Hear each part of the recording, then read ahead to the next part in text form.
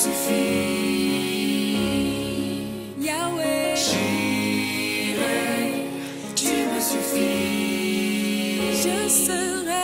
Je serai comblé en toutes circonstances. Tu es. Jireh, tu me suffis. Oui, tu me suffis. Tu me suffis. Tu me suffis. Tu me suffis. Tu me suffis. Tu me suffis. Je ne veux pas oublier ton amour pour moi en haut de la montagne. Mes yeux s'ouvrent et je vois tellement plus clair. Et quand la nuit tombe, reste à mes côtés. Non, je n'oublierai pas ton amour pour moi. Jireh, tu me suffis. Tu me suffis. Tu es Jireh. Jireh, tu me suffis. Tu me suffis. Je serai comblé. Je serai comblé. En toutes circonstances. En toutes circonstances. Ton nom c'est Jireh. Jireh, tu me suffis. Tu me suffis. Tu me suffis. Bonjour à tous. Toute l'Église en action se joigne à moi pour vous souhaiter la bienvenue dans ce culte digital. Nous voulons que ce soit un moment d'encouragement et qui vous fasse un peu plus découvrir la personne du Seigneur Jésus-Christ, car c'est lui qui est essentiel. Vous le savez, vous pouvez aussi assister à nos cultes en présentiel et vous avez les informations sur notre site internet et cela chaque dimanche. Si jamais vous passez par là, même si vous n'êtes pas d'Église en action, mais que vous avez envie de plus que regarder en quelque sorte par la fenêtre, n'hésitez pas à passer nous voir à Argenteuil. Nous serons très heureux de partager la parole de Dieu avec vous et la communion fraternelle. En attendant, bon culte et que le Seigneur vous bénisse.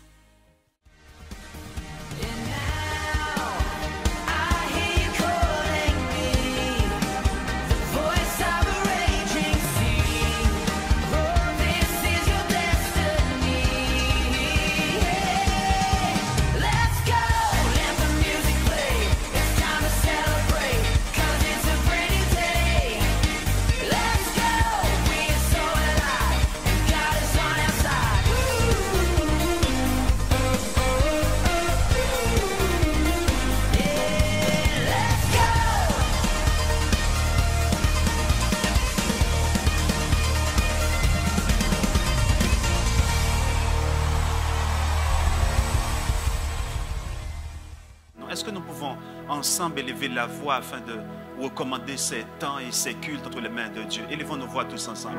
Père, nous voulons te dire merci. Merci pour ta fidélité, merci pour ta grâce.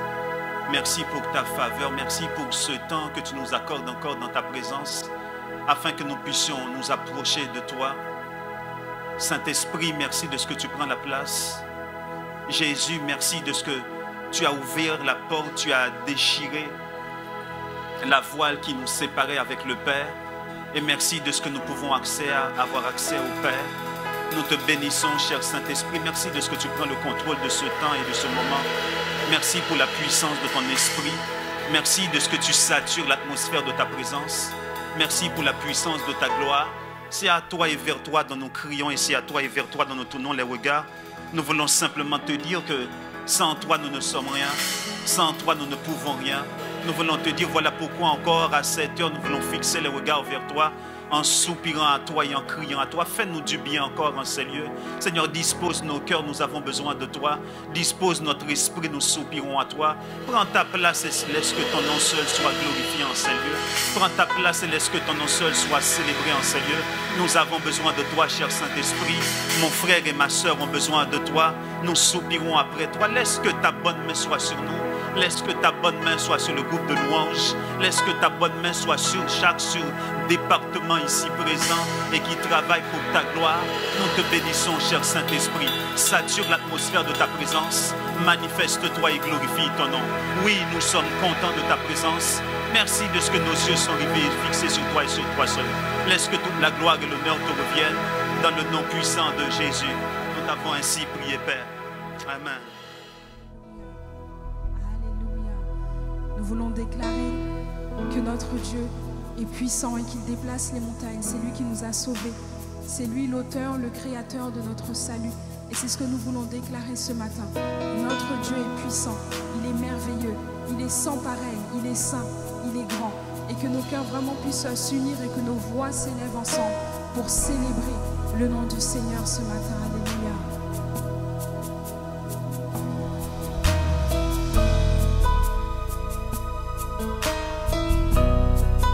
Oui, notre Dieu est puissant. Et c'est ce que nous voulons dire vraiment de tout notre cœur, le réaliser, le déclarer vraiment.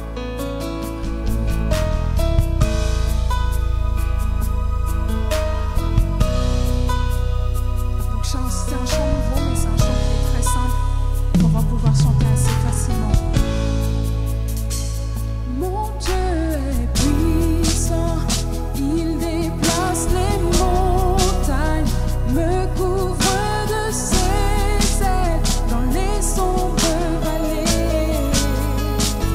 Mon Dieu est puissant, c'est lui qui me guérit, lui qui me il règne à jamais. On va reprendre mon Dieu. Mon Dieu est puissant, il déplace les montagnes, me couvre de ses ailes dans les sombres vallées. Oui, mon Dieu est puissant, mon Dieu est puissant, c'est lui qui me guérit, lui qui me fortifie. Il règne à jamais.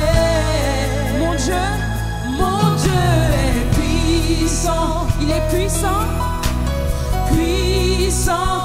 Il est puissant, puissant. Oui, il est puissant, puissant. Mon Dieu est puissant. Oui, il est puissant,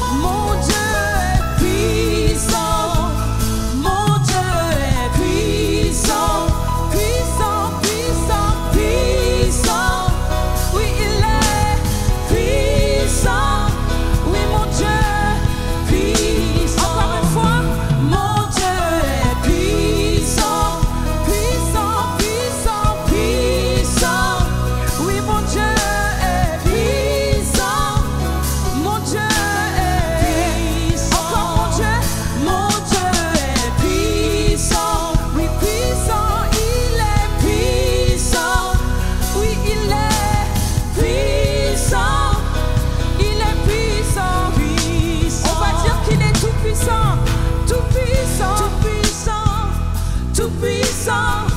Tout puissant, puissant.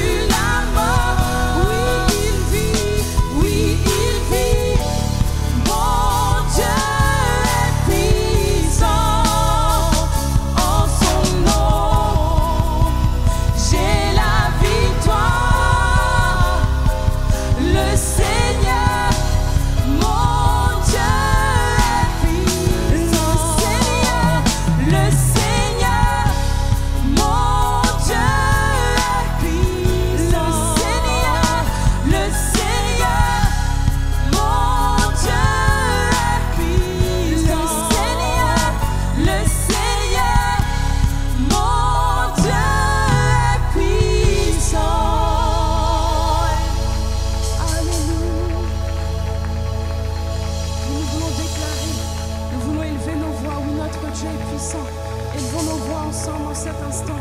Seigneur, nous voulons te dire merci. Nous voulons t'honorer, nous voulons t'exalter. Seigneur, oui, tu es puissant. Nous reconnaissons que tu es puissant, que tu agis dans nos vies. Tu agis encore, tu agis toujours. Et Seigneur, c'est avec reconnaissance que nous voulons nous approcher de toi. C'est avec le cœur d'adorateur. C'est avec un cœur qui est prosterné devant toi. C'est avec un cœur vraiment qui reconnaît, qui réalise combien tu es grand, que nous voulons nous approcher. Oui, Seigneur, nos yeux sont fixés vers toi. Nos regards sont sur toi. C'est vers toi, éternel mon Dieu, que nous tournons nos regards parce que notre secours nous vient de toi. Nous savons que tu es notre refuge, notre réconfort, notre abri sûr. Oui, Seigneur, les yeux fixés vers toi. Nous gardons nos yeux fixés vers toi. Peu importe les circonstances, nous regardons à toi. Nous te disons merci, Père, pour cet accès que nous avons à toi. Oh, sois élevé, sois exalté, Seigneur. Sois glorifié, sois magnifié, mon Dieu. Sois célébré, sois élevé. Oui, nous nous approchons avec adoration, avec révérence, avec honneur, avec respect de ton trône de gloire, oh Dieu.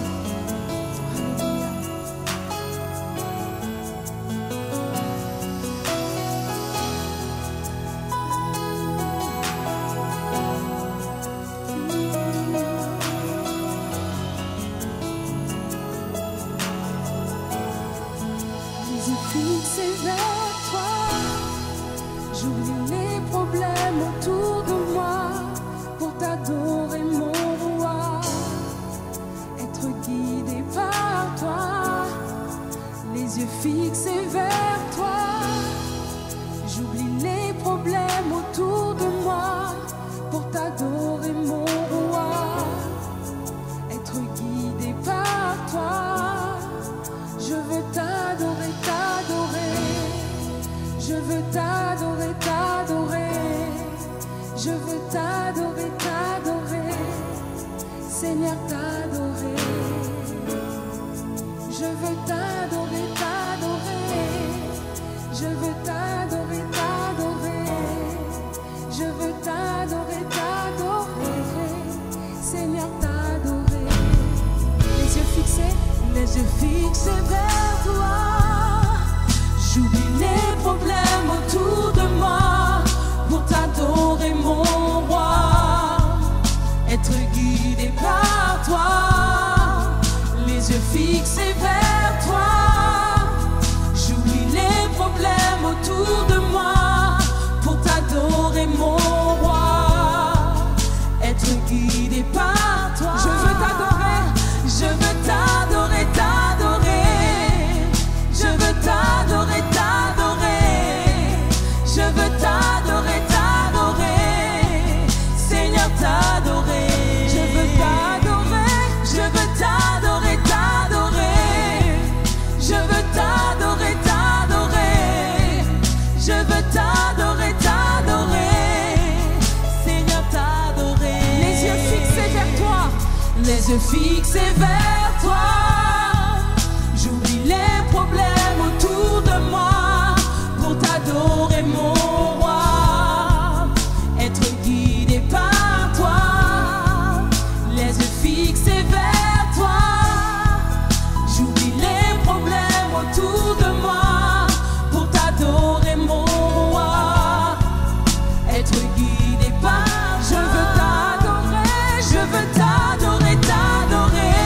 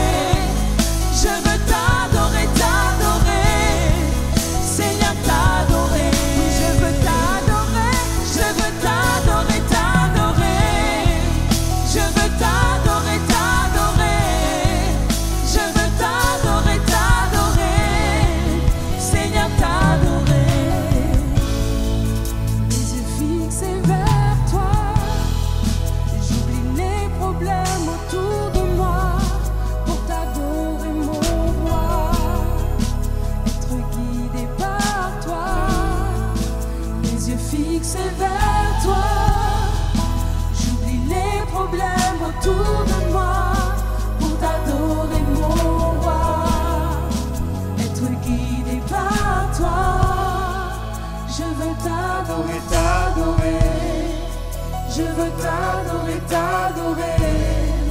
Je veux t'adorer, t'adorer. Seigneur, t'adorer. Est-ce qu'il y a quelqu'un Je veux t'adorer, t'adorer. qui désire l'adorer pendant que la chorale est en train de chanter? Est-ce qu'il y a quelqu'un qui désire d'ouvrir son cœur à cette heure et à cet instant précis? Alors que, comme la chorale l'a si bien mentionné, alors que la Bible dit, c'est quand je me suis faible, alors que je l'adore, mais tout à coup je deviens fort. La Bible dit, alors que quand je suis incapable, alors que je tourne les regards vers lui, alors que je commence à l'adorer, mais tout à coup je me sens envahir par une capacité surnaturelle qui vient de lui, et ça me permet de rentrer dans sa présence. Est-ce qu'une voix peut se lever avec moi ce matin afin de l'adorer? Est-ce que quelqu'un veut lever la voix, dire à Dieu, au-delà de mes difficultés, mais j'ai choisi de t'adorer maintenant? Une manière de dire, je crois de ce que tu l'as déjà fait en ma faveur. Est-ce que nous pouvons élever la voix et prier tous ensemble maintenant dans le nom de Jésus? Oui, Père, c'est toi que nous voulons adorer à cette heure et à cet instant. Oui, c'est vers toi que nous voulons tourner les regards maintenant, Père. Toi qui connais nos conditions, toi qui connais, Seigneur, oh, les choses qui sont dans nos cœurs maintenant. Toi qui connais, Seigneur, les montagnes qui tiennent encore devant nous. Mais nous sommes venus élever ton nom. Mais nous sommes venus exalter ton Saint-Nom. Mais nous sommes venus célébrer ton nom. Seigneur, au-delà de mes difficultés, au-delà des difficultés de mon frère, de ma soeur, mais nous avons choisi d'élever ton nom. Nous avons choisi d'élever le nom de ton Fils Jésus. Voilà pourquoi, Père, nous sommes venus t'adorer. Voilà pourquoi, Père, nous sommes venus célébrer ton nom. Voilà pourquoi, Père, nous sommes venus te rendre gloire et honneur. Voilà pourquoi, Père, nous sommes venus crier à toi et vers toi. Oui, c'est toi que nous voulons adorer cette heure et cet instant. Oui, c'est vers toi que nous voulons tourner les regards. Oui, c'est à toi que nous voulons crier, Père éternel. Oui, nous voulons t'adorer. Oui, nous voulons t'adorer en esprit et en vérité. Oui, nous voulons adorer en esprit et en vérité. Oui, nous voulons disposer nos cœurs et t'adorer, Père éternel. Nous avons besoin de toi. Comme Josaphat a pu le dire, oui, nos yeux sont fixés sur toi et sur toi seul. Et à cette heure, nous voulons t'adorer. Et à cette heure, mon frère et ma soeur a besoin de toi. À cette heure, ton église soupire après toi et a besoin de ta gloire. Esprit de Dieu, laisse que nous puissions t'adorer à cette heure. Laisse que ta faveur, laisse que le parfum de bonne odeur, laisse que cela monte vers toi, cher Saint-Esprit.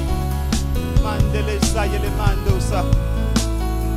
Ele mandia soto.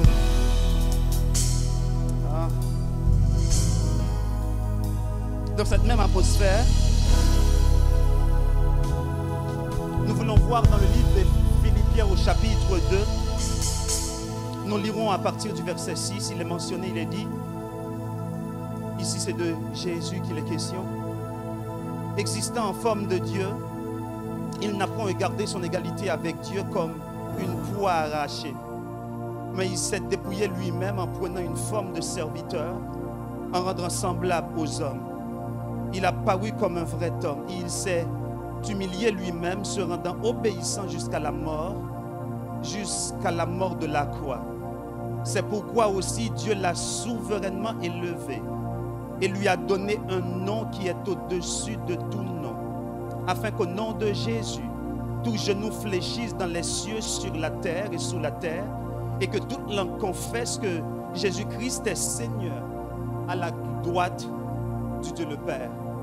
Ce matin, alors que nous voulons participer au repas du Seigneur, je prie à tous ceux qui sont passés par les eaux du baptême et tous ceux qui sont en ordre avec le Seigneur de rester debout, parce que nous voulons prendre ce repas ce matin, ce symbole qui symbolise le corps ainsi que le sang de Dieu, en ayant les regards fixés sur lui ce matin, tel que par le Saint-Esprit, Dieu a commencé à nous dire au travers de ce temps de louange et d'adoration.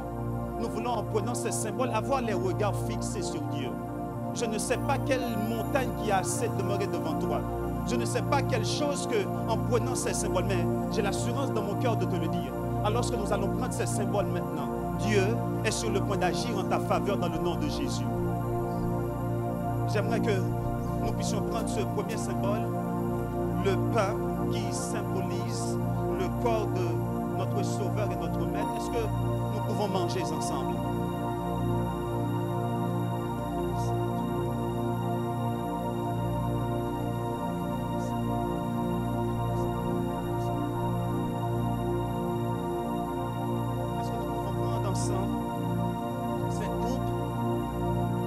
du fruit de la vie. Est-ce que nous pouvons boire tous ensemble dans le nom de Jésus?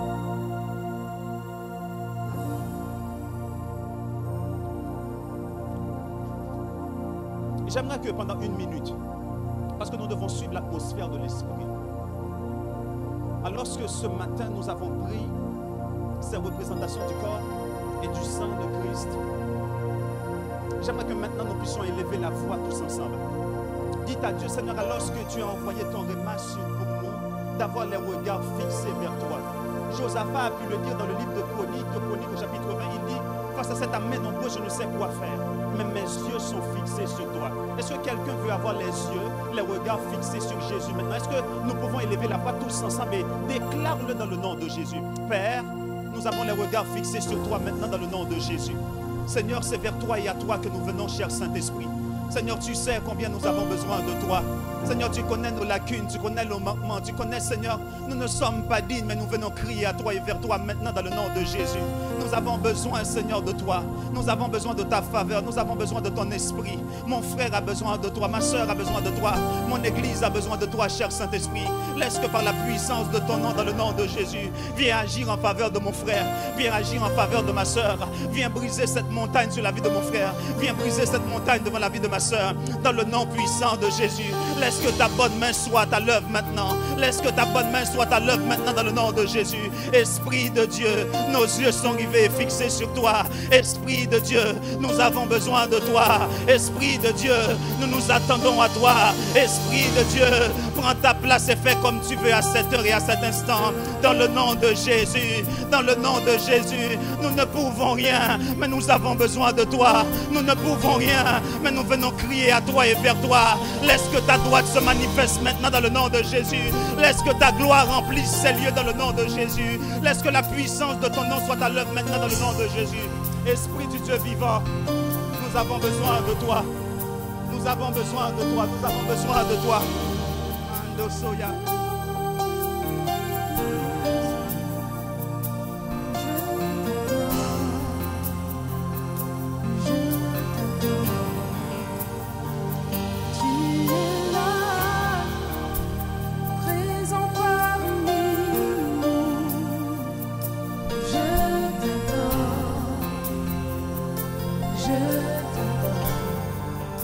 J'élève mes mains devant ta majesté, agneau immolé, je veux t'adorer.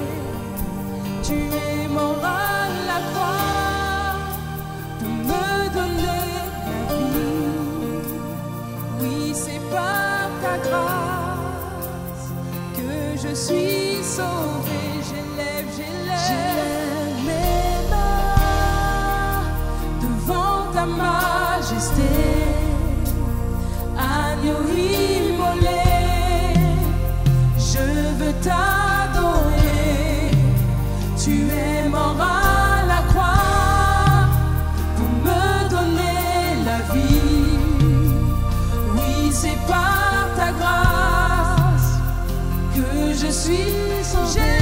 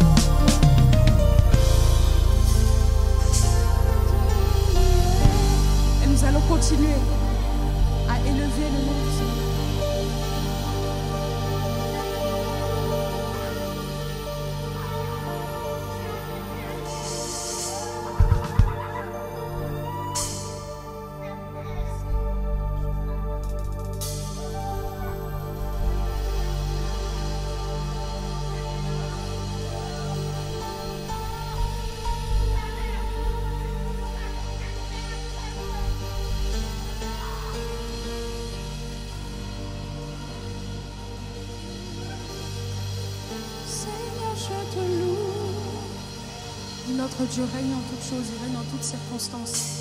Et on va continuer à élever notre Dieu, on va continuer à l'adorer, à le louer avec nos voix et également l'honorer avec nos offrandes et nos dîmes, alors que l'équipe d'accueil va passer pour recueillir cette autre forme de louange et d'adoration que nous allons apporter à notre Dieu. Et que ceux qui sont assis se lèvent, nous allons également le louer avec nos voix, avec nos mains, avec nos pieds, avec notre être entier. Nous allons louer le Seigneur encore.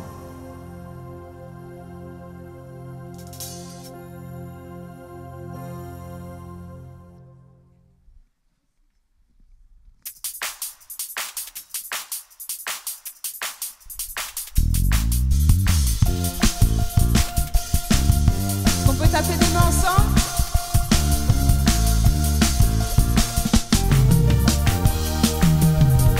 On peut faire mieux que ça.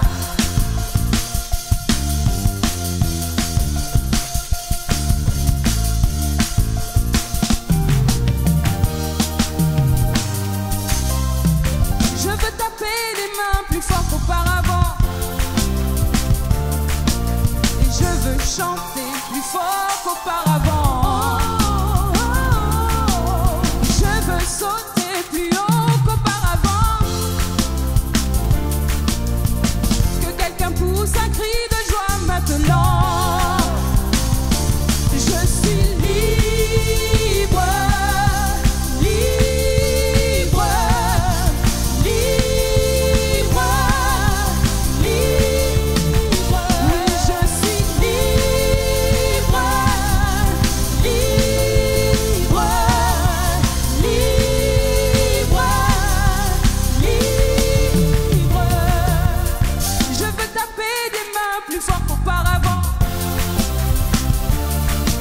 Et je veux chanter plus fort qu'auparavant. Oh, je veux sauter plus haut qu'auparavant. Que quelqu'un pousse un cri de joie maintenant. Parce que nous sommes libres. Je suis libre. Nous sommes libres. Libres. En Jésus, nous sommes libres. Libres. Libres. Libres. Plus de chaînes, plus de liens ne me retiennent car je suis libre. Est-ce que tu peux le déclarer sur ta vie? Plus de chaînes et plus de liens. Plus de chaînes, plus de liens ne me retiennent car je suis libre. Oui, Jésus a payé le prix, alors il n'y a plus de chaînes et il n'y a plus de liens. Plus de chaînes, plus de liens ne me retiennent car je suis libre. Encore une fois, il n'y a plus de chaînes et il n'y a plus de liens en Christ. Plus de chaînes, plus de liens ne me retiennent car je suis libre. Et le peuple racheté s'écrie Alléluia. Alléluia. Alléluia. Alléluia. Alléluia. Alléluia. Alléluia. Alléluia. Alléluia. Alléluia.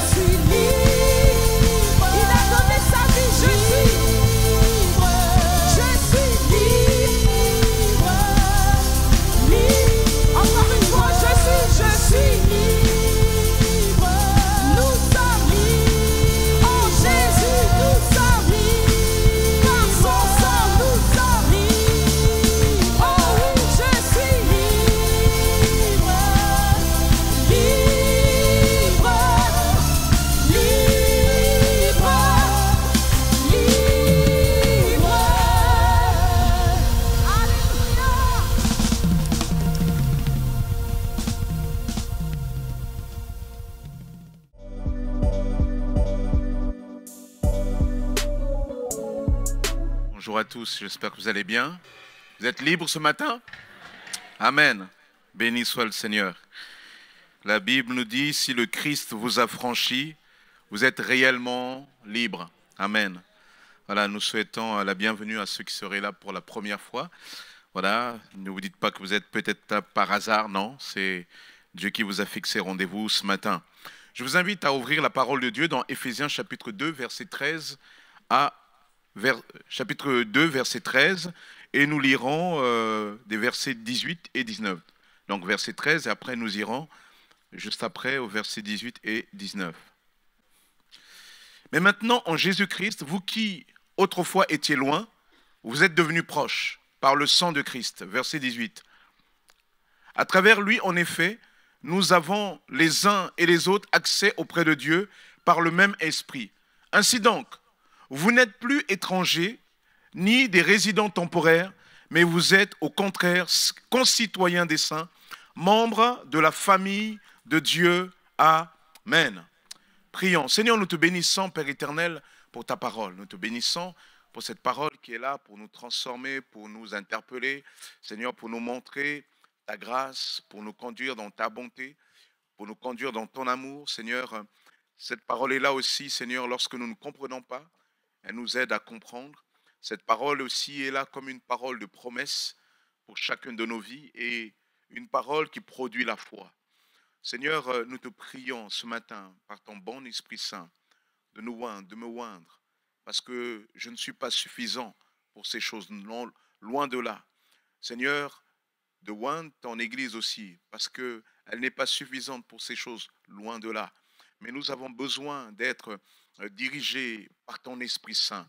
Seigneur, je te prie aussi pour ceux qui sont au loin et qui nous suivent en ce moment, Père éternel. Je te prie de leur faire du bien. Je te prie de parler au cœur. Que ton nom soit béni, Père, dans le nom de Jésus. Amen. Amen. La pédagogie de Dieu veut que, avant même de voir ce que le Seigneur veut nous dire pour nous faire avancer, il commence toujours par souvent nous dire ce qui va et ce qui est une bonne chose. Et ici, dans Éphésiens 2, il nous est dit que nous étions autrefois loin de Dieu, loin de sa présence, loin de l'accès au Père, mais maintenant, par le sang de Jésus, nous sommes devenus proches. Si proches qu'il nous est dit, nous sommes, regardez, non plus comme des étrangers, ni des résidents temporaires, mais la Bible dit, vous êtes au contraire concitoyens des saints, c'est-à-dire citoyens avec les saints, citoyens avec les autres croyants qui vous ont précédés. Mais ici, il y a même l'idée de, vous faites partie des choses sacrées maintenant, des choses consacrées. Vous êtes membres de la famille de Dieu et c'est ce que nous sommes aujourd'hui en Jésus-Christ. Ici, ce verset rappelle le cœur même de la volonté de Dieu. C'est que l'homme puisse rentrer en connexion avec lui, l'homme puisse avoir accès à sa présence, puisse communier avec lui. Amen. Et c'est ce que le texte biblique nous enseigne. Mais lorsque nous regardons pour autant certains passages de la Bible, nous voyons que cela peut arriver que le croyant ait des moments où cette présence de Dieu lui semble comme inaccessible, lui semble comme fermée. Il y a plusieurs fois dans la Bible l'expression de ciel fermé.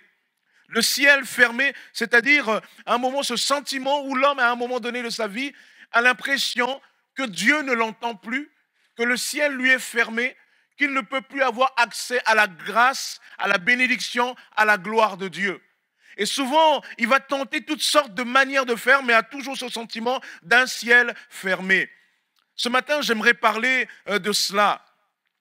Pourtant, il est dit, mais maintenant, en Jésus-Christ, vous qui autrefois étiez loin, vous êtes devenus proches par le sang de Jésus. Mais pour autant, le ciel peut être fermé.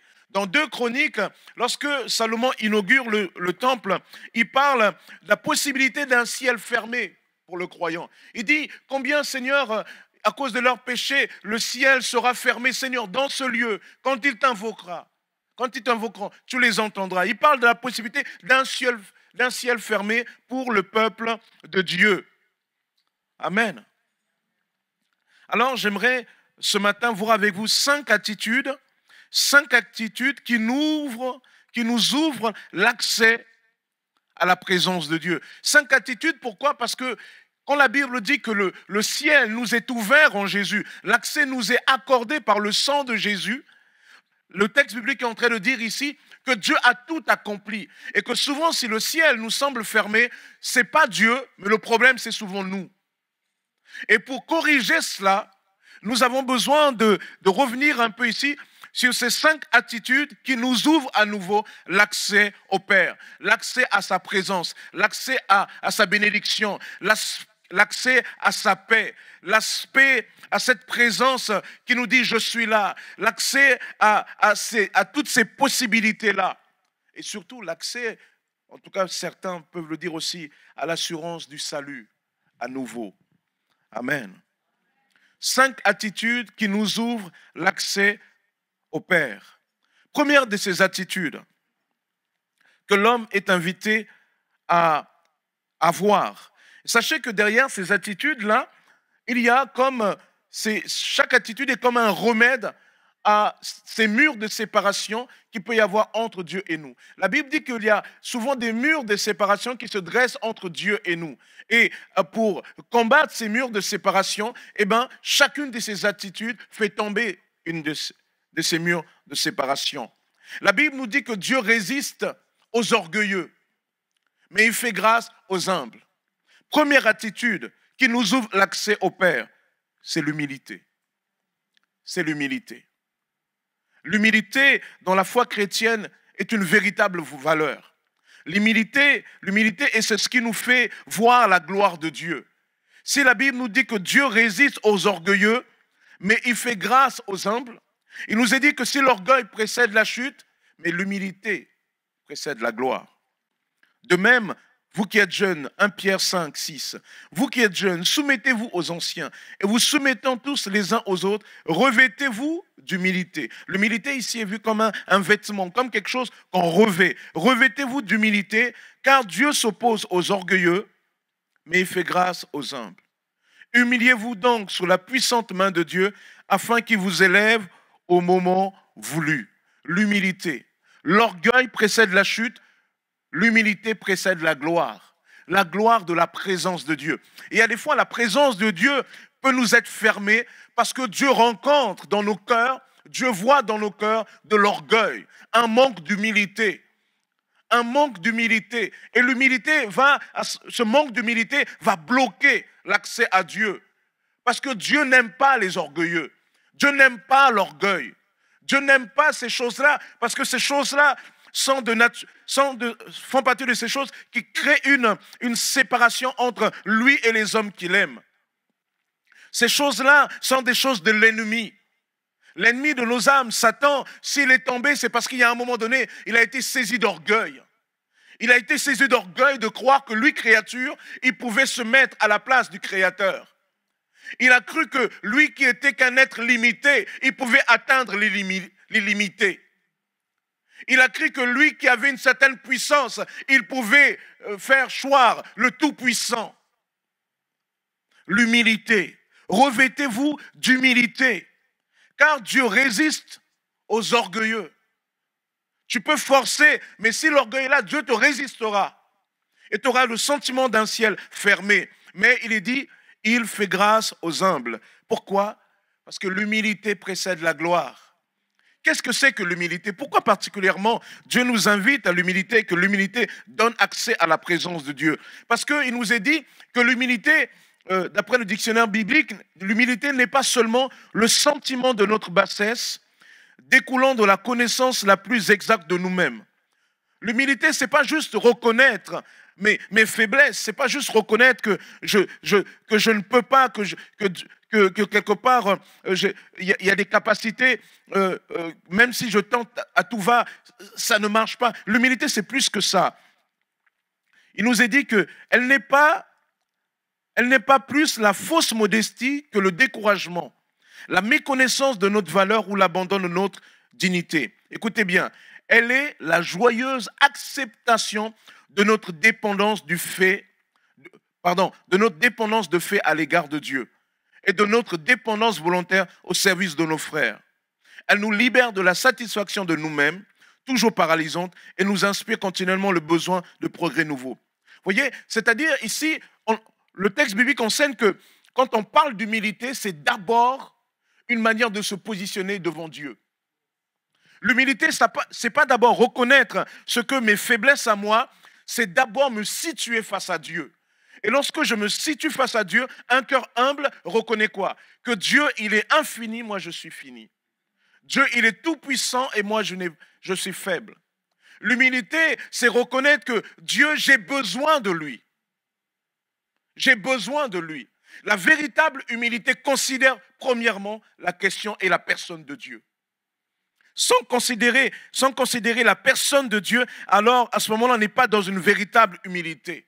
Humilité, c'est d'abord se reconnaître comment on est, sa condition devant Dieu. Et reconnaître que Dieu est grand et que nous sommes petits. L'humilité est fondamentale. L'humilité nous donne accès à Dieu. Dans le livre des Chroniques, il nous est parlé d'un roi dans 2 Chroniques 33, un roi Manassé. C'était le fils d'un autre roi qui l'a précédé, qui a eu quand même des moments de gloire, Ézéchias. Son fils Manassé va prendre le pouvoir à l'âge de 12 ans. Il va régner 55 ans en Israël. Et il nous est dit que cet homme-là, contrairement à son père, il va restaurer les temples, les idoles, les statues, etc. Il va rétablir même la sorcellerie en Israël. C'est quelqu'un qui va rétablir les sacrifices humains.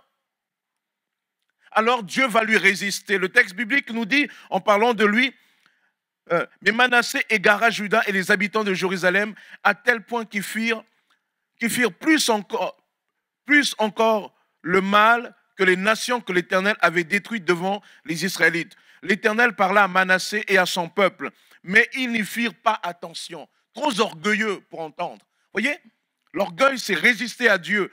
Alors l'Éternel fit venir contre eux les chefs de l'armée du roi d'Assyrie. Ils capturèrent Manassé et le mirent des crochets, l'attachèrent avec des chaînes en bronze et le conduisirent à Babylone. Lorsqu'il fut dans la détresse, il implora l'Éternel son Dieu et il s'humilia profondément devant qui? Devant Dieu, devant le Dieu de ses ancêtres. Il lui adressa des prières et l'Éternel se laissa fléchir. Il exauça ses supplications et le ramena à Jérusalem dans son royaume. Manassé reconnut alors que c'est l'Éternel qui est Dieu. Voilà en quoi consistait l'humilité. Manassé menait sa vie de manière orgueilleuse. Il avait ce sentiment qu'il n'avait pas besoin de Dieu. Que Dieu, à la limite, c'était quelque chose qui pouvait être en périphérie, mais Dieu il ne voulait pas Dieu au centre. Et Manassé, il va se comporter d'une manière orgueilleuse, en se tenant loin de Dieu, en amenant l'idolâtrie, en mécontentant Dieu, en entraînant le peuple dans l'idolâtrie. Alors Dieu va lui résister et il va être capturé, il va être emmené en captivité. Et là-bas, il va faire preuve d'humilité en reconnaissant que c'est l'Éternel qui est Dieu. L'humilité, c'est d'abord cela. Lorsqu'on dit, c'est quoi l'humilité? Lorsqu'on vous dit, c'est quoi l'humilité? Répondez à la personne, l'humilité, c'est reconnaître que toi, tu es un homme et qu'au-dessus de toi, il y a plus grand que toi. L'humilité, c'est d'abord un positionnement par rapport à Dieu. Lorsque on vit une vie sans Dieu, en le méprisant, alors on ne vit pas dans l'humilité. Au sens biblique du terme, ce n'est pas cela l'humilité. L'humilité, c'est d'abord reconnaître ce qu'on est devant Dieu. Amen. Lorsqu'on est dans l'humilité, la Bible nous dit alors l'accès au Père nous est ouvert. L'humilité, c'est important. Pourquoi? Pourquoi souvent l'accès au Père t'est fermé? Parce que lorsque tu n'es pas humble, lorsque tu es dans l'orgueil, tu fais du mal autour de toi. Et lorsque tu fais du mal autour de toi, ceux qui sont touchés crient vers Dieu. La Bible enseigne, croyant ou pas croyant, quand un malheureux crie vers Dieu, l'Éternel entend. Lorsque tu es un patron, que tu fais du mal à tes employés, ils crient vers Dieu d'une manière ou d'une autre. Dieu entend. Lorsque tu es un homme, que tu te comportes mal vis-à-vis de ta femme, l'Éternel entend cela. Et la Bible dit que même nos femmes sont capables de bloquer nos prières. Marie, fais attention à ta femme. Toi, tu es là, tu luttes, tu ne sais même pas que c'est elle qui te bloque. Va voir avec elle, prends soin. Non, mais c'est important. Hein. Elle est quelque part. Donc, Les frères, quand vous rentrez à la maison, chérie, je t'aime, tu es merveilleuse, tu es formidable. Allez-y comme ça. Va au restaurant si tu veux, offre des fleurs, prends soin d'elle. Parce que la Bible enseigne que si, fais attention dans la manière que tu te comportes avec ta femme, de peur que tes prières ne soient bloquées. Mais quand tu es dans l'humilité, eh bien, quelque part aussi, les autres bénissent Dieu et à l'inverse aussi, ils disent « Oh, il est bien », etc. Et tu portes ce témoignage et Dieu se réjouit. Deuxième attitude qui nous ouvre l'accès au Père, c'est la repentance. La repentance est très importante. La repentance ici touche le mur, le premier mur de séparation qu'est le péché. La Bible nous enseigne que notre Dieu est un Dieu saint. On ne peut pas entrer dans sa présence avec le péché. Et que le péché dans la Bible, ce n'est pas simplement le fait de faire, de voler ou de tuer ou de mentir. Le péché, c'est un état dans lequel je suis. C'est un état dans lequel je suis séparé de Dieu. C'est un état, c'est un être et c'est un faire à la fois le péché. Et la Bible nous enseigne que face au péché, eh bien, la seule arme pour démolir cela, c'est la repentance. C'est la repentance devant Dieu qui a tout accompli, qui a brisé les murs de séparation. En Christ, par le sang de Jésus, le mur de séparation a été brisé, mais pour véritablement bénéficier de cette grâce, il faut commencer par la repentance.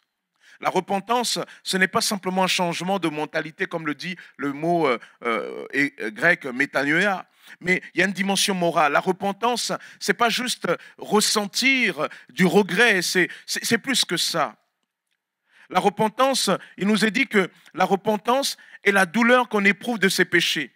Elle entraîne un changement d'attitude. La vraie repentance consiste donc dans la tristesse d'avoir offensé Dieu, dans la confession du péché, dans le dégoût, la haine et l'abandon du péché, dans le retour à Dieu.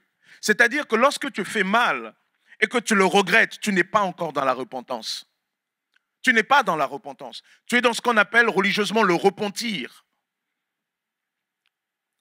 Lorsque tu as mal agi et que tu le regrettes et que tu aimerais changer, tu n'es pas encore dans la repentance. La repentance, eh bien, elle consiste dans un changement. La repentance se voit. Voyez ? La repentance, c'est prendre conscience d'avoir mal fait devant Dieu et de dire, Seigneur, je ne veux plus faire cela et se mettre en mouvement pour ne plus être dans cette réalité-là. Dans la parabole du fils prodigue, il nous est dit qu'un homme avait deux fils. L'un va dire, le plus jeune va dire à son père, « Père, je veux ma part d'héritage maintenant. » Le père va distribuer l'héritage entre les deux fils et ce fils-là, le plus jeune va partir dans un pays lointain, va dilapider tous ses biens. Et là, il va se retrouver sans le sou. Et là, il va se mettre en relation avec un homme du pays qui va en faire un gardien de cochons. Il va se trouver il va se dire, mais finalement, même ici, les cochons mangent mieux que moi. Alors, il est dit, entra en lui-même. Il dit, combien de serviteurs qu'il y a dans la maison de mon père? Je me lèverai, j'irai vers mon père et je lui dirai, Père, j'ai péché contre le ciel et envers toi. Je ne suis plus digne d'être appelé ton fils. Traite-moi comme l'un de tes employés. Voyez? Il dit, entra en lui-même. Ça commence comme ça. Il entra en lui-même. Il réalise sa misère. Il dit, j'ai péché contre le ciel et contre toi. Je ne suis pas digne d'être appelé ton enfant. Il dit, c'est ce que je vais dire au Père. Mais c'est ce qu'il va dire. Mais il ne l'a pas encore dit. Il a dit, j'irai, mais il n'est pas encore allé. Mais à quel moment il va rentrer dans une réelle repentance? Il dit, il se leva, alla vers son père. Comme il était encore loin, son père le vit et fut touché de compassion et courut se jeter à son cou et l'embrassa. Il va dire, Père, j'ai péché contre le ciel et contre toi. Il va aller. Il ne suffit pas de regretter. La repentance, ce n'est pas cela. La repentance, c'est vraiment un changement de direction. À quel moment on sait que quelqu'un est dans la repentance? C'est quand elle allait à l'est, et bien tout d'un coup, elle tourne, elle va à l'ouest. Quand elle allait à l'ouest, elle tourne, elle va à l'est. La repentance, c'est un véritable changement. La repentance est nécessaire parce que lorsque le péché est là et met une séparation entre Dieu et nous, la repentance est le seul moyen qui calme la colère de Dieu. La repentance, c'est aussi une manière de dire, Seigneur, c'est toi que j'ai offensé. C'est pour ça que c'est très important, même souvent, lorsqu'on fait du mal à quelqu'un, cette attitude de repentance est très importante. Pourquoi? Parce qu'elle rappelle que c'est nous l'offenseur et c'est l'autre l'offensé. Et c'est important cela, la repentance. La repentance, c'est reconnaître que nous avons mal agi devant Dieu d'abord. Je l'ai dit une fois, lorsque nous péchons d'abord devant Dieu. Lorsque nous faisons mal à notre prochain, nous faisons d'abord mal devant Dieu. Pourquoi? Parce que notre prochain, c'est une créature à l'image de Dieu. Et lorsque vous lui faites du mal, vous faites du mal à celui qu'il représente.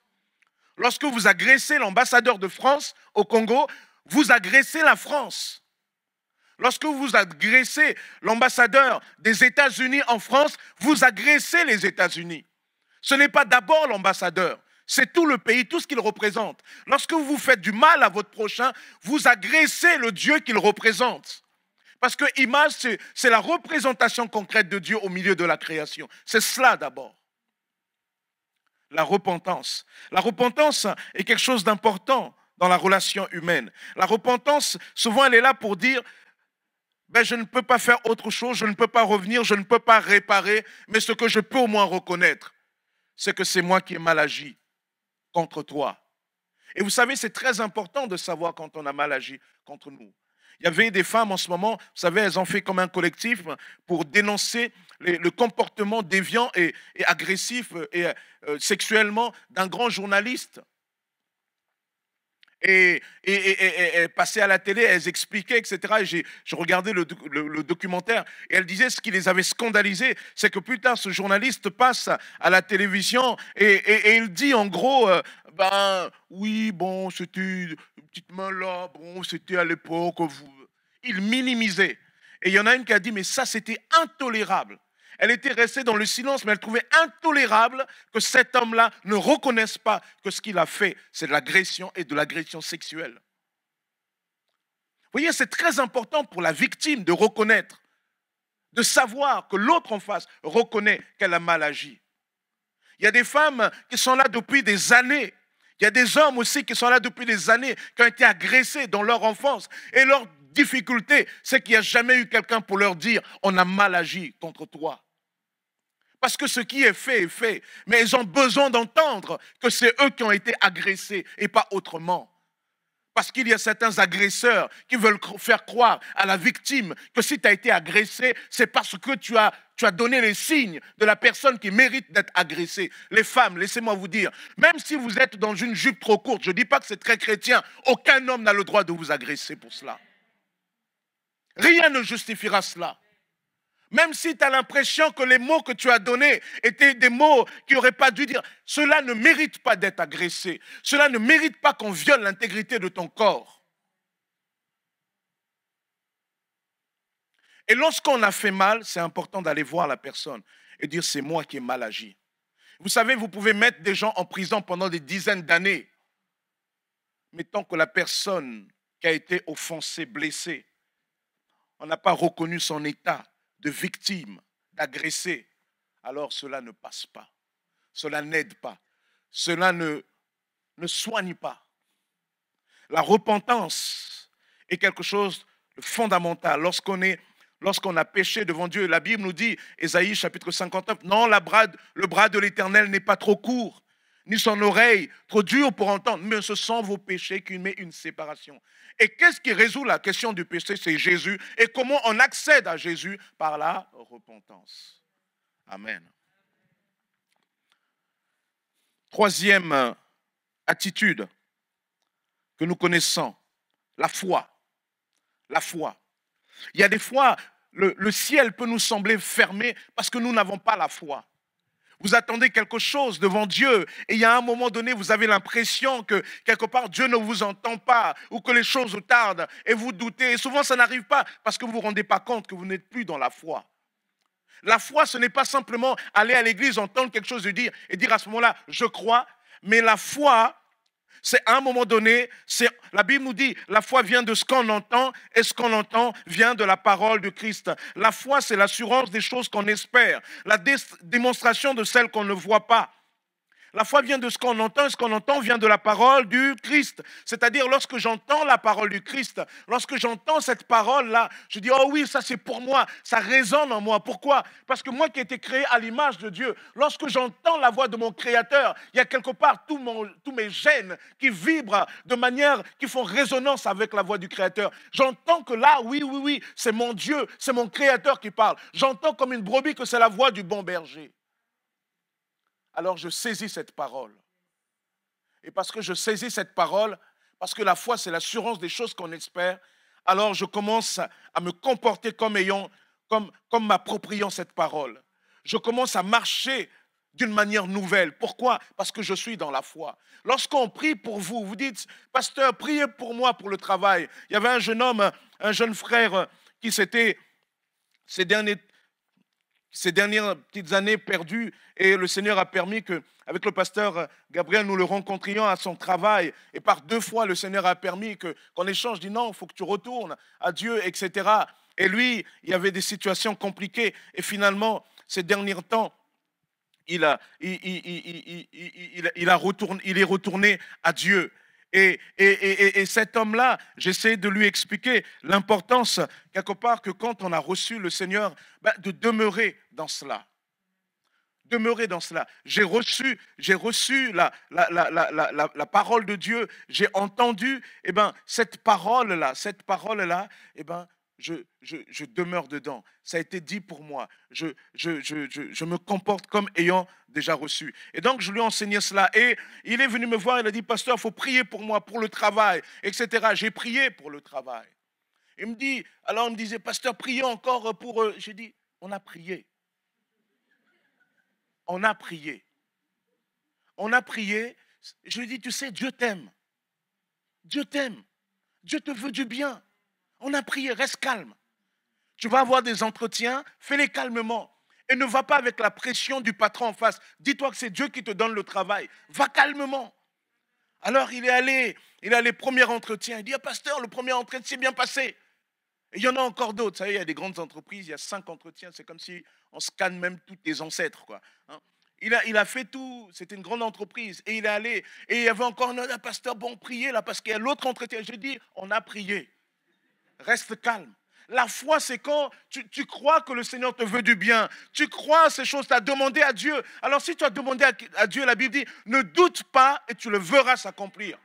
Alors j'ai dit, persévère simplement comme ça. Alors il a persévéré, il est allé aux entretiens. Et là, il y a 2 jours, il m'appelle.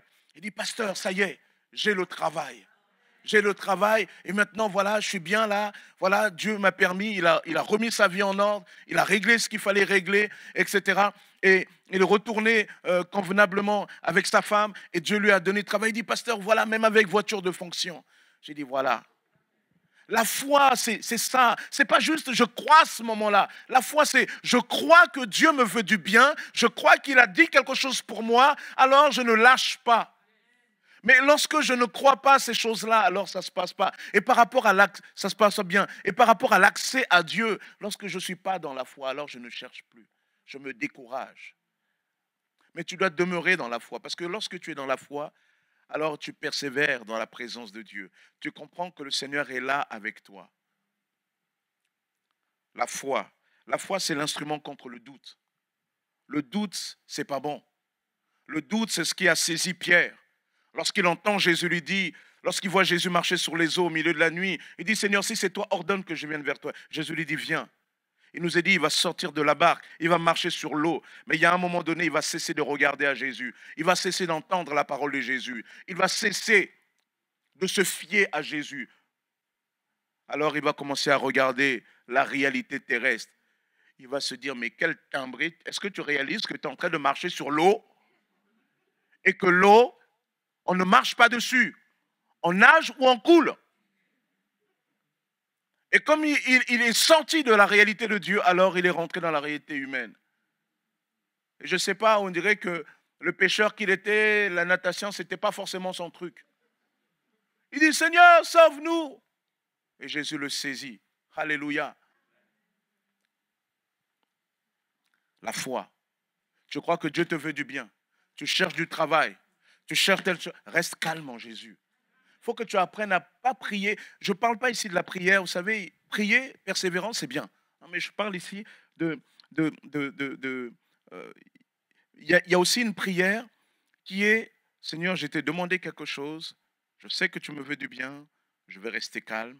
Je m'attendre à toi, etc. Et comme on dit, pourquoi tu es calme? Mais parce que je crois déjà que Dieu me l'a accordé. Dieu me l'a donné. Ah bon, tu es sûr? Qu'est-ce qui te le dit? Mais Dieu n'est pas un homme pour mentir. Peut-être qu'aujourd'hui, tu ne comprends pas la volonté de Dieu pour toi. Tu ne saisis pas. Laisse-moi te dire, il viendra un temps de toute façon que Dieu t'éclairera. Parce que le projet de Dieu, ce n'est pas de te garder dans l'obscurité, c'est de te conduire dans sa sainte lumière. L'humilité, la repentance, la foi. Quatrièmement, la persévérance. La persévérance est la chose qui nous donne aussi accès à Dieu. Parce qu'il y a des fois, nous croyons que pour la présence de Dieu, c'est juste, voilà, je demande quelque chose à Dieu, il donne tout de suite, je vais dans sa présence tout de suite, Seigneur, remplis-moi, Dieu, remplis de son Esprit Saint, et je parle en là, et voilà, sur la présence de Dieu. Non, il y a des fois, non. Il y a des fois, tu es là, tu pries, tu as le sentiment de ne rien ressentir. Hein? Il y a des fois, tu pries, il y a d'autres fois, tu sentais l'onction de Dieu, mais là, c'est sec. C'est comme si on te souffle du froid. Et tu dis, mais Seigneur, je te prie, alors tu essaies de te motiver dans ton corps. Non, non, Jésus. Et il n'y a rien. Il n'y a rien. Et tu es découragé. Tu demandes peut-être même quelque chose à Dieu dans tes prières et rien. Là aussi, tu es découragé. La persévérance est l'arme contre le découragement. Parce que le découragement est souvent un mur entre Dieu et nous. La persévérance, il faut être persévérant. Le chrétien doit être persévérant. Je vous ai dit il y a un ou 2 ans de cela, je vous disais que il y a des choses, il y a des grâces particulières que Dieu a enfermées au carrefour de la persévérance, de la prière persévérante. Tu dois aller le chercher là-bas. Tu dois aller dans la persévérance. Parce qu'il y a des choses que Dieu les a mis là-bas. Les choses les plus précieuses, il faut aller les creuser. C'est la nature des choses.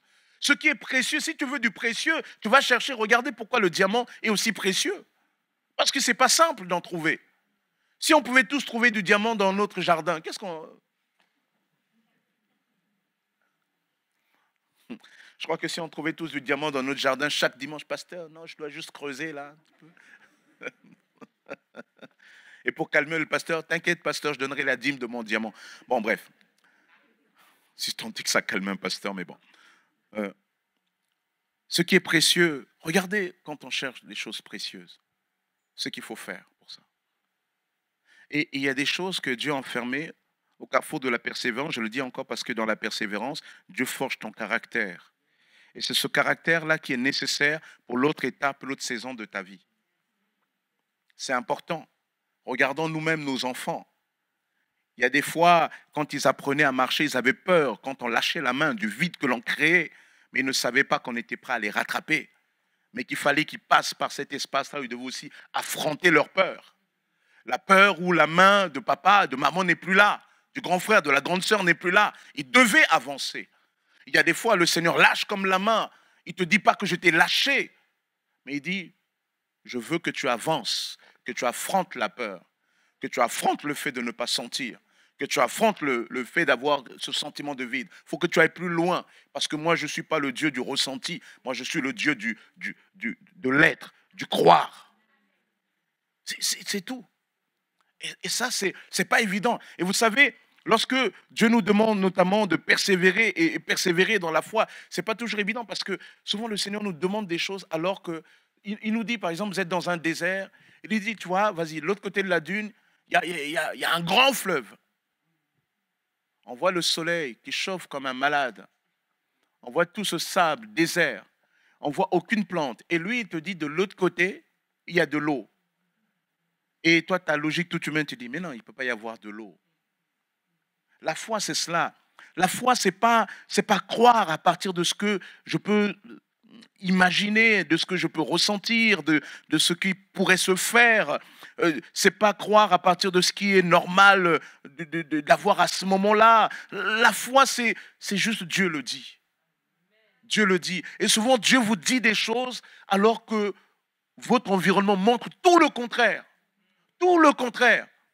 Souvent, Dieu vient te dire et te dire, écoute, j'ai réservé pour toi un super travail de direction dans une grande entreprise à l'international. Tu vas être béni, etc. Or, à ce moment-là, tu as fait tous tes diplômes, mais tu es encore dans une entreprise en train de nettoyer le sol.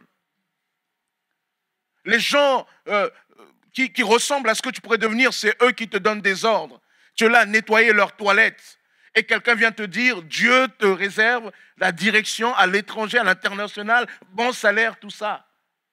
Tu te dis, ah ouais. Mais c'est ça la foi. La foi, c'est que souvent Dieu crie dans le désert. La parole, la foi qui vient de ce qu'on entend, de la parole de Dieu, souvent cette parole est communiquée dans le désert. Dans le désert de rien, il n'y a rien. Et peut-être que toi, le Seigneur veut te montrer des choses et tu as le sentiment, il n'y a rien qui te montre ça. Ne te fie pas à ce rien-là. Ne te fie pas à ton sens. Fie-toi à la parole de Dieu et persévère dans la prière. Persévère, ne te décourage pas. Lorsque tu es dans la persévérance, eh ben, après être passé par une zone froide, le Seigneur va commencer à t'environner de sa présence. Parce que lorsque tu persévères, parce que tu persévères dans la parole de Dieu, tu persévères dans les promesses, etc., etc. Alors, à ce moment-là, le Saint-Esprit vient et te touche, et t'accompagne, il te fait aller plus loin. L'humilité, la repentance, la foi, la persévérance qui est contre le découragement. Et je vous renvoie à Luc 18, où il y a ce juge inique qui va capituler face à la persévérance d'une femme. Et enfin, la sanctification. La sanctification, c'est la chose qui combat cette arme qui est l'impiété. L'impiété, c'est cette manière de vivre où Dieu est complètement mis de côté. C'est pas simplement pécher une fois, c'est un mode de vie. C'est un mode de vie. Et la sanctification est aussi un mode de vie. La sanctification est un état. Le mot sanctification, ça vient de saint. Et saint, le mot d'origine, ça veut dire mis à part. La sanctification, c'est le fait de marcher d'une manière nouvelle avec Dieu. Et la Bible nous dit que lorsque nous marchons d'une manière nouvelle avec Dieu, alors Dieu nous ouvre l'accès à sa présence. Dans le livre de Zacharie, au chapitre 3, il nous a parlé du sacrificateur Josué, qui est là devant Dieu. Et il y a l'ange de l'Éternel, une préfiguration de Christ qui est là, et Satan qui est là aussi, qui accuse. Il nous est dit, il me fait voir le grand prêtre Josué debout devant l'ange de l'Éternel, et Satan qui se tenait à sa droite pour l'accuser. L'Éternel dit à Satan, que l'Éternel te réduise au silence, Satan, que l'Éternel te réduise au silence, lui qui a choisi Jérusalem. Celui-ci n'est-il pas un bout de bois arraché au feu? Or Josué portait des vêtements sales et se tenait debout devant l'ange de l'Éternel. L'ange a pris la parole et a dit à ceux qui se tenaient devant lui, enlevez-lui les vêtements sales. Puis il dit à Josué, regarde, je t'enlève ta faute et je te mets des habits de fête. J'ai dit qu'on mette sur sa tête un turban pur. Ils ont placé un turban pur sur sa tête et lui ont mis des habits. L'ange de l'Éternel était là. L'ange de l'Éternel a fait cette déclaration à Josué. Voici ce que dit l'Éternel, le maître de l'univers. Si tu marches dans mes voies, et si tu respectes mes ordres, tu jugeras ma maison, tu garderas mes parvis, et je te donnerai libre accès parmi ceux qui sont ici. Je te donnerai libre accès à ma présence. Mais pour cela, il faut que tu marches dans mes voies. Il faut que tu respectes mes ordres. En gros, que tu marches dans l'obéissance. L'obéissance est aussi une autre manière de parler de la sanctification. On ne peut pas demander à Dieu, venir et demander telle et telle chose à Dieu sans aussi régler sa vie comme Dieu le voudrait. 5 attitudes: l'humilité, la repentance, la foi, la persévérance, la sanctification. Si le Seigneur nous parle de cela, c'est parce qu'il veut véritablement que nous nourrissions cette communion nécessaire qui est au cœur de l'essentiel. Au cœur de l'essentiel, il y a la communion avec Dieu, mais cette communion avec Dieu peut souvent être parasitée par ces murs de séparation. Et ces murs de séparation tombent à partir de ces 5 attitudes. Humilité, repentance, foi, persévérance, sanctification. Et ça, c'est fondamental. C'est fondamental. Et Dieu veut véritablement développer cette communion avec nous. Dieu te veut du bien. Et je me souviens, lorsque je réfléchissais à ce message, j'étais fatigué. J'avoue, j'étais fatigué. J'ai dit, Seigneur, je suis épuisé. Et là, lorsque je travaille souvent avec mon ordinateur, alors j'ai pris simplement le stylo et j'ai pris la feuille. Et à ce moment-là, j'étais comme en train de dicter. Le Seigneur, en 2-3 minutes, hein, vous savez, les prédicateurs, souvent, pour chercher la pensée de Dieu, on travaille, hein, tout le monde l'entend. Et en 2-3 minutes comme ça, comme si le Seigneur, vas-y, littéralement, comme s'il me disait presque, écrit. Et je ne savais pas quels étaient ces 5 points. Il me dit 5 attitudes qui donnent accès au Père. Ah, ok. Je commençais à dire comme ça, la foi. Le Seigneur dictait. Et si le Seigneur fait cela, c'est parce que simplement, il veut que tu avances. Il prend même le faible que je suis parce qu'il veut te conduire plus loin. Le Seigneur ne veut pas qu'il y ait de mur de séparation entre toi et lui. Le Seigneur veut te faire progresser. Le Seigneur veut, notamment toi qui écoutes depuis chez toi, toi qui es là et peut-être qui ne viens pas dans ce lieu de culte parce que tu vis dans ces murs de séparation. J'aimerais simplement te dire que ce matin, toi aussi, le Seigneur te cherche. Tu ne peux pas rester dans la fuite. Parce que s'il y en a qui fuient la Covid, toi tu fuis l'église, tu fuis la communion. Parce que tu ne comprends pas. Et tu ne veux pas saisir que le Seigneur t'appelle. Et je te le dis à toi qui me regarde, le Seigneur t'appelle. Ce message-là, ce matin, il est aussi pour toi. Le Seigneur veut que tu restaures la communion avec lui. Le Seigneur veut que tu fasses tomber les murs de séparation. Le Seigneur veut plus d'humilité dans ta vie. Le Seigneur veut de la repentance. Le Seigneur veut de la foi. Il veut de la persévérance et il veut de la sanctification. Parce que si tu crois que depuis chez toi, tu vas recevoir Dieu comme on fait dans un restaurant, tu te trompes. Tu te trompes. Tu dois rentrer dans une véritable relation avec Dieu. Réfléchis à cela, mon ami. Réfléchissons à cela. Amen. Nous allons prier. Seigneur, nous te bénissons, Père éternel, pour ce que tu es. Nous te bénissons pour ce que tu fais. Tu es notre Dieu et tu règnes. Nul n'est semblable à toi. Seigneur, tu tiens toutes choses entre tes mains. Seigneur, c'est toi qui dictes tes ordres. C'est toi qui dictes ta pensée. Et Seigneur, ce que nous sommes dans nos faiblesses, viens apporter. Seigneur, je connais et je reconnais mes limites.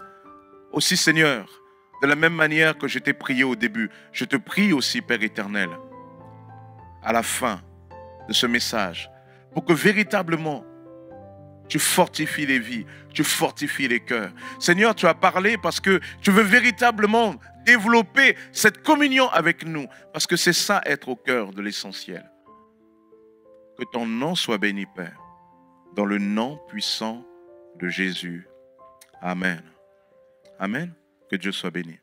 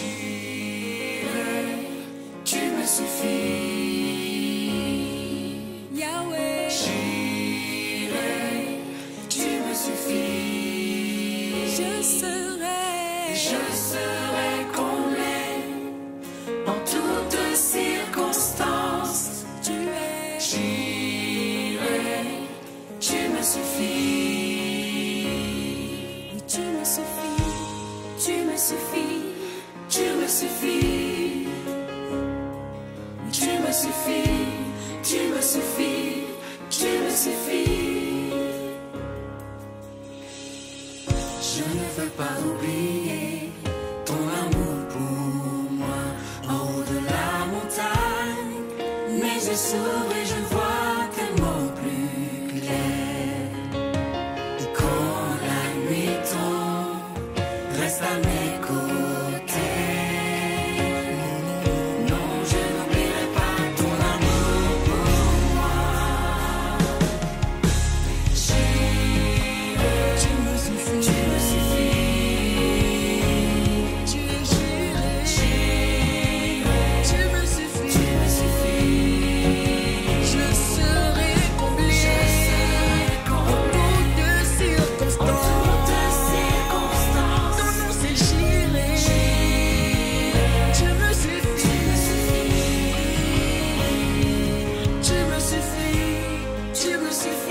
à jamais. Tu me suffis. Oh, tu me suffis. Tu me suffis. Tu me suffis.